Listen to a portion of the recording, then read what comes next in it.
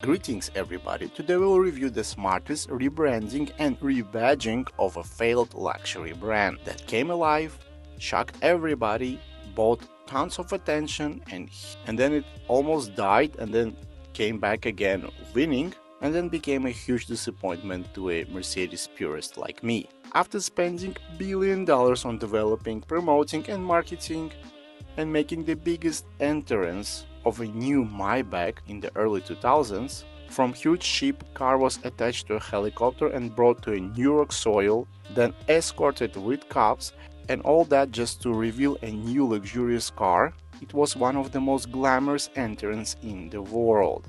And none of that brought actual profit to Mercedes. Today we will discuss everything wonderful about new Maybach and everything that is horrible and disgusting about the new Maybach. Let's start from the great things. In 2014, Maybach used the same tactics as their competitors used to kill their first Maybachs. When Rolls-Royce and Bentley came with their new models in early 2000s and took direct heat to the new Maybach, they were cheaper but still had the luxury name. Also, compared to Maybach, Rolls-Royce and Bentley were more brighter, more glamorous. They had this attitude of, look at me, I'm rich, look at me, I'm rock star. Maybachs were very discreet and contained itself in public. So in 2014, Maybach became just a trim, not a full car. But sales increased every month. Maybach was cheaper than Bentley and Rolls-Royce, but it had the most luxurious name in the industry. It rekindled that industry in early 2000s. To be more precise, it had two most luxurious names in the industry, Mercedes S-Class and the Maybach. So you had the double show-off and flexing in front of your business partners that think that you're going bankrupt. I personally sold more Maybach trims than the normal W222s.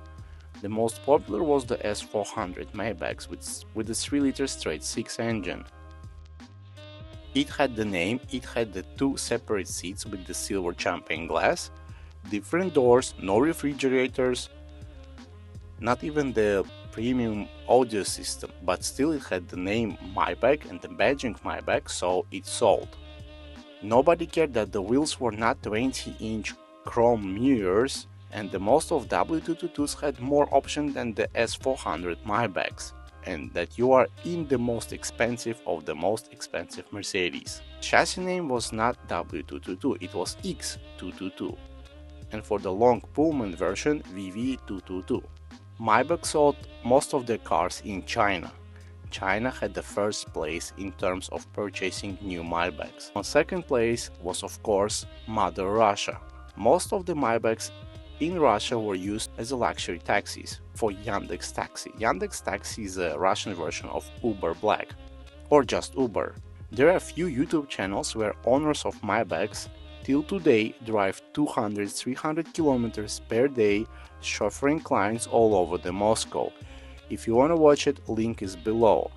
Their Maybachs already done 200, 250 and some of them 300,000 kilometers and had zero problems.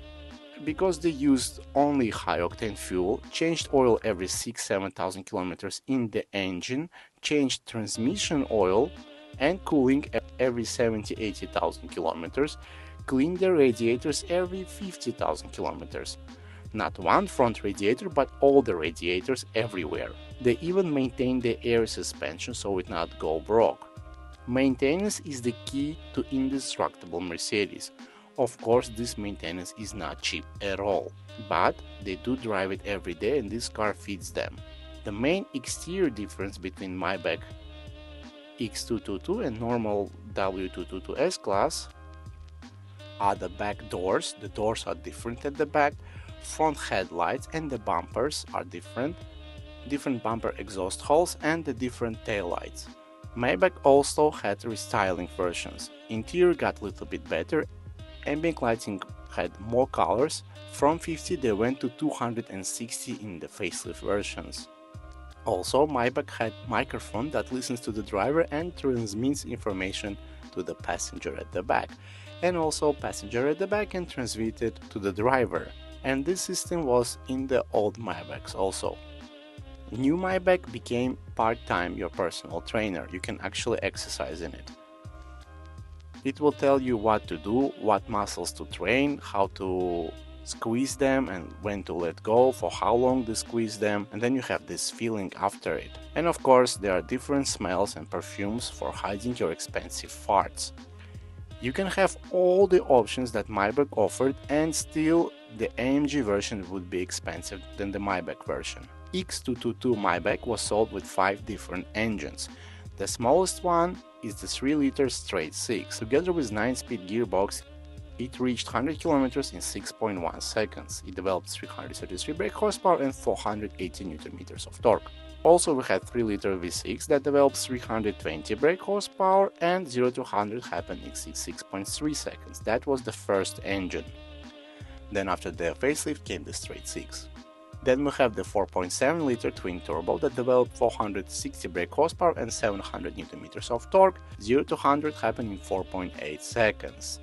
After that, we had the 4-liter V8 with twin turbos that developed 463 brake horsepower and 700 Nm of torque. 0 to 100 happened in 4.7 seconds. And finally, the V12, 6-liter twin turbo V12 that developed 621 brake horsepower and limited 1000 Nm of torque. 0 to 100 happened in 4.7 seconds. All Maybachs had only 2 transmissions, the 7-speed automatic and the 9-speed. The S500 and S600 Maybachs had different suspensions. The S600 had magic control that analyzed all imperfections on the road and prepared the suspension. As I said before, I drove few Mercedes with that system and in my opinion it didn't work at all. It was slow and did not respond on time to any imperfections. It was just inconvenient. The S500 had the conventional air suspension that worked brilliantly. Now let's talk about the problems of new X222 Maybach. The X222 Maybach is not a real Maybach. Even if the Mercedes changed the chassis name from W to X, it is still a W222 S-Class with fancy Chinese chain and Balkan bow tie. It is the same car. Everything that it has inside you can order with same quality cheaper from China and install it to any W222. YouTube is full of the videos where stock W222 is transformed to a Maybach. Now imagine what a nightmare it would be if you wanted to transform W220 to a Maybach or W221. It would be impossible. Today all that, including the huge seats, armrest that separates the two seats, are all available from different factories in China. You can order it and make any W222 to an S-Class. Even the door, you can order the actual door. When I first saw the Maybach W222, I sat there for few hours while I was working as a sales executive in Dubai. I remember my colleagues and my sales manager walking past and trying to look inside of the car and figure out if I'm sleeping or not. I was not sleeping. I was shocked. I was sitting there and tried to understand what are the real difference except of the champagne glasses and the separate seats. And then I sat in the old Maybach. In old Maybach, everything was more luxurious and expensive. Seats, leather, wood, even the carpets were a million times more luxurious and had better structure and quality when you touch them. The smell of interior alone attracts more rich people than X222 Maybach. Every time I saw Maybach 62 or 57, it would make my day happy. Today, the X222 looks ridiculous with double paint where roof is white and then the doors are red, very bright colors and shiny huge rims. There is nothing discreet and royal anymore about the Maybach brand. Also, you have the cheap price, shitty exterior and interior, and all that sells much better than the pure 62 and 57 Maybachs. In 2023, Mercedes sold more than 21,000 Maybachs, not the S-Class, only Maybachs. That means more profit from each unit.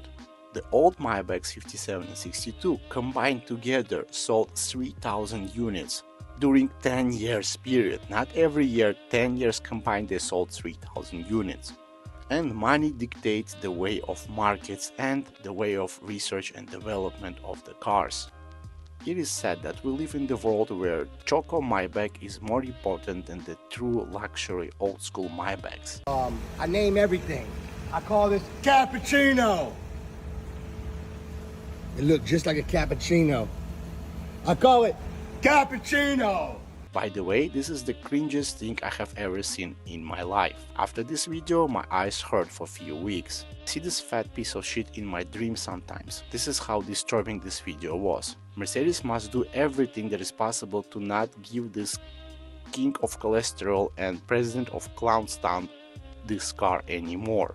I think after DJ Shitface here, the Cappuccino Maybach will never sell again, not even on the second-hand market. Thank you so much for watching. Let me know in the comments what do you think about the new Maybach.